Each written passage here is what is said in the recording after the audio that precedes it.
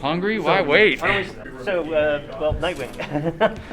Was what inspired you for this? Like, any comic stories in particular, any past interpretations of Nightwing? What did you use as your anchor? That's a great question. I have an image of Nightwing in my phone that I've had for many, many years because it was him hanging upside down shirtless, and I was like, I want that physique. I want to be able to do the abilities that he has. I always thought it was Terry McGinnis from Batman Beyond. And then after booking the role, I showed them, I was like, look, I have like a Batman, and they're like, no, that's Nightwing, that's you, bro. And I was like, no, that's Terry. And they're like, no, that's Dick Grayson, that's you. So for like 12, 15 years, I've had an image of Nightwing that I've kind of literally tried to embody. Right. Okay, cool. What have you done to prepare for this role? I mean, it's for you, obviously, what you just said. It's much more than just a speaking role. Yeah, I actually called up a friend of mine, and his name is Big Bang Mike Olasky. I flew him in from Utah, and he trained with Steven Seagal's personal bodyguard and Bruce Lee's goddaughter's husband, Ron Baliki. Man. So I called in Mike, he called in his mentor, his sensei, and Ron Baliki came out, and literally we shot this whole thing, me fighting with the Screama sticks, the dual Screama sticks, just like Nightwing, just to be able to see if I can handle it. I was nowhere near the shape I thought I was in, but I learned a lot. I learned how much work and discipline that I had to put in, and then I had proper mentorship. Just like in martial arts, you have to have a sensei. I had these gurus, the entire team, Wilson Mui, Patrick, and Ann, and the entire team backing me. Every question and insecurity that I had, they were guiding me properly through. Fantastic, thank you. So Nightwing's always been kind of a more positive, upbeat character, but with the death of Bruce, is that affecting who he becomes? I think anytime you lose a loved one, it's going to shake your foundation. And in this situation, Bruce is much more than just a loved one. He was a mentor. He was a sensei. He was strict. He was tough love, and he was everything. And how do you fill those shoes, and how do you overcome that, right? That hole in your heart. Well, I think with Nightwing's case, he just continued to push forward and try to put that smile on. But with the love of others and the team there that supports, he was able to patch that heart, and he'll continue to do so as he tries himself to don the cowl of the Dark Knight. Hey. He just went straight. He didn't breathe. That was very I blacked out. So you've done a lot of action in the past, and there was mention of doing the motion capture. How was that for you? It was a brand new experience. I got to do performance capture from Montreal, WB Montreal. And again, I really, really look towards Wilson for guidance. Stephen O. Young, he's a stunt coordinator, actor, phenomenal talent. He's been doing many other projects. He plays Red Hood. And Stephen O. Young, I was like, dude, please help me out. And he was like, no. And I was like, please? And he was like, fine. Very Red Hood, like, fine, I'll help you. But basically, with the guidance again with Wilson, how does this look? Do you think we should throw punches and kicks here? And Wilson, no matter what we did, he was always finding ways to take our ideas and make them better. And then through that collaboration, we have probably the best game in the world. I mean, and just to add to what Christopher's saying, like the motion capture, the performance capture, it's a technology, right? What these guys and girls brought to the floor in terms of the character, of how they developed the character, that was a solid base for me, because how we worked is we basically had to make the perfect take. When I have them on set, we're basically refining the take over and over until we get the most purest performance, because I take that to kind of run with the animators, with the artists, with everything else. So when the base is strong, everything else gets better, right? So no pressure. No pressure. But they brought their A game, man. I'll admit it here. I cried in a couple of the scenes. Excellent. If he wasn't going to say it, I was. But that's the emotional tone that we want to hit with them dealing with the death of Bruce, and that's a very important thing for us. And to chime in on that, it does come. It's like it's a completely collaborative thing. I'm just the index or pointer finger on the whole body of work, which is what Wilson and the team have created. So I'm curious, you have the history of, obviously Dick Grayson is Robin, right. Grows up, becomes Nightwing.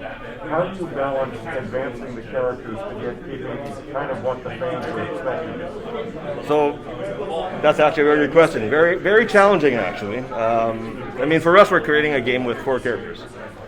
we've been training ourselves to love each character equally, right? Because of their different history, their different lore, their different relationships with Batman. You know? But from the standpoint of us for the storytelling, what we're trying to do is basically tell their version of that story. So we're creating 4 cinematics in one.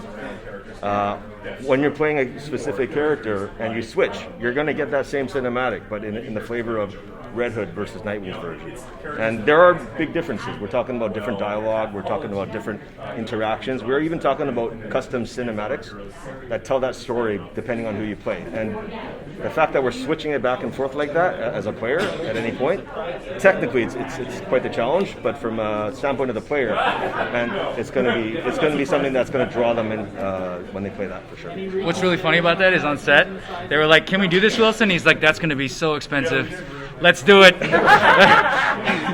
My producers don't like me that much. So when it came to, when you mentioned the different cinematics for each character, did you try taking a different cinematic? So it's obviously it's an action-oriented game, so like when you look at film, like action films are filmed a certain way, horror films. Did you try to use some of those different thematic themes when you're doing the cinematics? Absolutely. So it looks like that extra visceral feel for the players. So I mean, there's two points to that, because one point is each character has their own kind of character arc within the game. They deal with Bruce's death in their own specific way, and those arcs are very unique. With their interactions with each other, with a lot of the banter inside the belfry and whatnot, you're going to get these different dynamics of the heroes interacting with each other.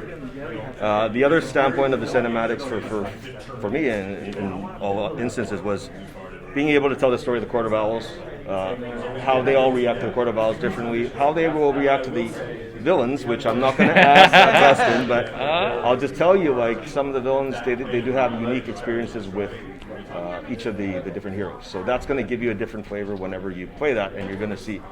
It doesn't have to be like huge differences, but they're enough to be like, if you're a fan or you know what you're looking for, you're going to find it. Besides Court of Owls, which is obviously a very important Nightwing story arc, what other Nightwing stories did you pull from inspiration for your characters? Would you like me to take that, or you, Deathstroke? Deathstroke, you want to take that, Deathstroke? No?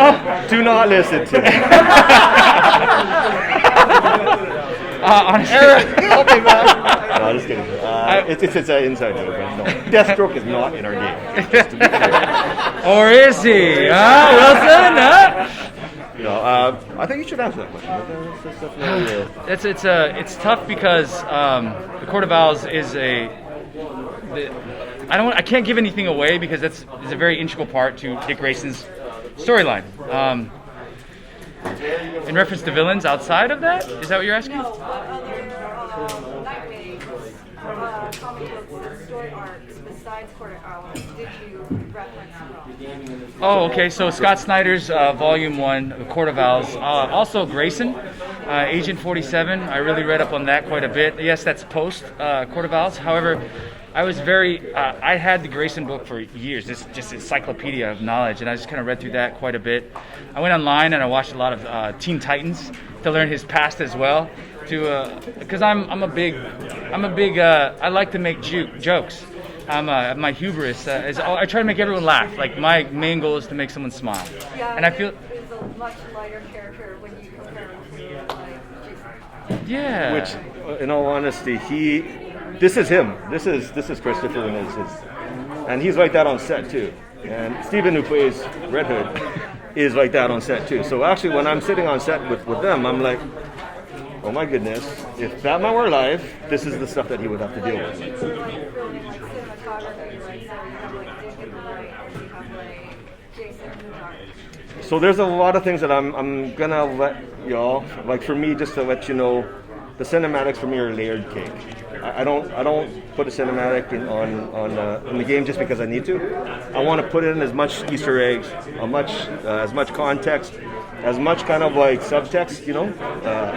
He's going to be going through some serious emotional tones in the game. Yeah. So, not that one, but but these are things that we wanted to explore in the game, and likewise, Robin will do that as well. Batgirl will do that as well, and also Red Hood will do that as well. So for me, that level of intensity that we are going to see in the game, we haven't seen in movies or in comics to that level for me, which is why we wanted to push the bar as far as. And which is awesome. You get 4 unique stories, so you're getting 4 games in one. And then we don't get Batman, now we get 4 awesome games in one.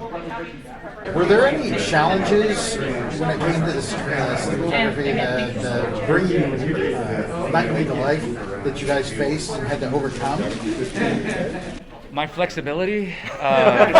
They really did not want me to continue to film backwards. I was like, can you just face the camera? I was like, fine. We fine. heard you did a lot of squats. Yeah, squats. Yeah, long and short story. Why is he bending down all of a sudden? I think at one point he was like, "Why aren't you doing that? Can you add that?" I was like, "Yeah." I don't know. I think the hardest part would be just to make sure that we will always being respectful to Robin, his storyline, to Dick Grayson, everything that he's had. Always be respectful to that, and bring my own type of originality to it. It's hard to be authentic when you've got such a solid base. So much history. Wealth and breadth. Yeah, exactly. How do you make that your own? You're so enthusiastic. Coffee. Just a small note on that side, just for him. I mean, this is the happier side of him trying to but deep down there's something inside that he never resolved in our game, and you're going to see that when you start playing the game. You're going to see that inner battle that he's going to have internally, which I think is going to be very cool for him. The core of sadness and darkness that he has to contend with. You get it? There you go. Wait a second. We need to talk. You're not just dealing with 4 different characters, but 4 different actors. How do you have to change your approach for each individual to bring out the best performance from that individual? So for us, it was really about chipping away the diamond in the rough. I use that analogy. We basically take a broad stroke of the scene.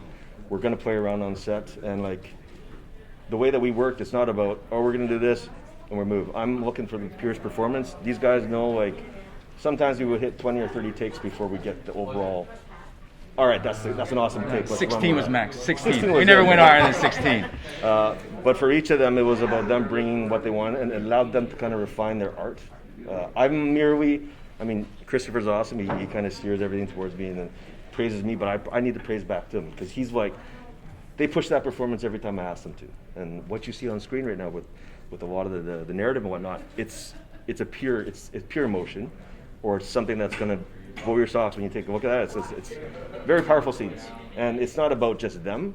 It's about them, but also the 4 of them together, the 2 of them together, the 3 of them together. So it's all these different interactions that, as a player, you're going to be privy to see. Well, it sounds like there's a lot of pride in your voice when you're talking about it. Personally for me, I've invested 3 years to make this as epic as possible, and that journey with the group here, it's been pretty phenomenal, and I'm hoping everybody's going to be sharing the same. Okay. In reference to that, I have so much immense pride because I'm an Asian American portraying Nightwing. Okay. It's the first time that's happened. I'm so excited, and I hope to have many other children see that and say, hey, maybe I can be a superhero as well. That are diverse. Yeah. All right. Thank you, everybody. Thank you, guys. Thank you. Dude, tell me you still have that Nightwing picture and you can compare yourself to it. Yeah, you want to see it? Yes. I think she wants you to take your shirt off. Well, I mean...